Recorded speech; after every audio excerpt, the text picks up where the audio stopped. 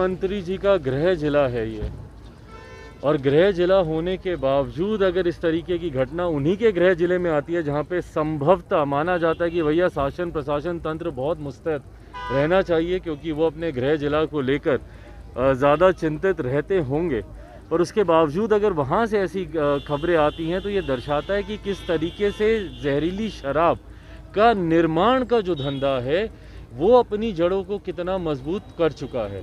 ऐसे में मुख्यमंत्री नीतीश कुमार जी, हम लोग बार बार आग्रह करते रहे हैं कि जब तक आप किसी मृतक परिवार से आप मिलिएगा नहीं, जहाँ पे ये घटना घटी है उनके पास आप जाइएगा नहीं, तो आपको कभी समझ में नहीं आएगा कि भैया ये धंधा कैसे चल रहा है। हम लोग जब जाते हैं तो वो लोग बताता है कि भैया किस तरीके से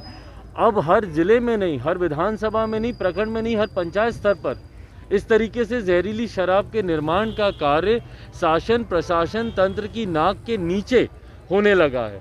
पर उसके बावजूद भी अगर उनके ऊपर कोई कार्रवाई नहीं होती तो ये अपने में दर्शाता है कि पूरी तरीके से संरक्षण प्राप्त है शासन प्रशासन के लोगों का।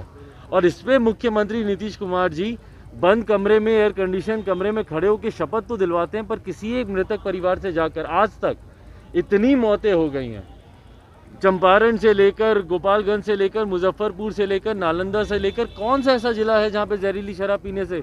लोगों की मृत्यु नहीं हुई हो। और एक मृतक परिवार से मुख्यमंत्री नीतीश कुमार जी ने मिलना ज़रूरी नहीं समझा। भाई जब तक आप मिलेंगे नहीं, आप समझेंगे कैसे कि धंधा कैसे चल रहा है। मैं आग्रह करूँगा कि अब तो आपके गृह जिले में ये घटना घटी है, कम से कम आप जाइए, मृतक परिवारों से आप मिलिए, समझिए कि ये गोरख धंधा कैसे चल रहा है, और अगर उसके बाद अगर आप कोई कार्रवाई कर सकते हैं तो कीजिए, नहीं तो आपके इस कानून की विफलता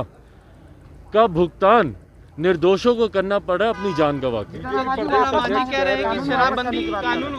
देखिए, शराबबंदी कानून का हम लोग समर्थन, वापसी का हम लोग समर्थन नहीं करते हैं। लोक जनशक्ति पार्टी रामविलास ने शुरू से कहा कि भैया ये कानून सही है, और ख़ास तौर पर बिहार जैसा प्रदेश जहाँ पे शिक्षा का इतना अभाव है, जहाँ पे सही बुरे की परख करने में लोगों को समस्या आती है, ऐसे में ज़रूरी है कि भैया शराबबंदी कानून यहाँ पर लागू हो। पर शराबबंदी कानून की आड़ में जिस तरीके से निर्दोषों को प्रताड़ित किया जाता है, बेगुनाहों को बिना मतलब इस कानून की आड़ में पकड़कर जेल में डाल दिया जाता है, उनको परेशान किया जाता है, उसका हम लोग भी विरोध करते हैं। जिस तरीके से शराबबंदी कानून की आड़ में जिस तरीके से अवैध शराब के, जहरीली शराब के निर्माण का कार्य होता है, उसका हम लोग विरोध करते हैं। जिस तरीके से आयात होता है अवैध शराब का, उसका हम लोग